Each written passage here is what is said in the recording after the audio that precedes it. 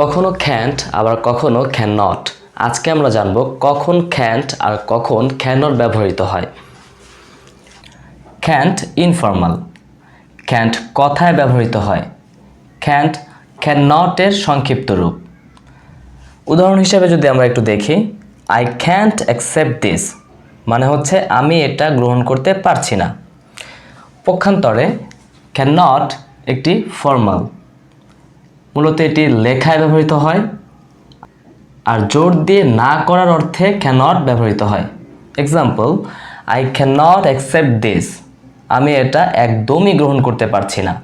পার্থক্যটা মূলত আমরা যদি ক্যান্ট ইউজ করি তাহলে জোর দিয়ে কোনো কিছু প্রকাশ করা যাবে না, আর যদি আমরা ক্যান নট এভাবে একসাথে লিখি তখন সেটা জোর দিয়ে প্রকাশ করার অর্থে ব্যবহৃত হয়, যেমন একদমই গ্রহণ করতে পারছি না।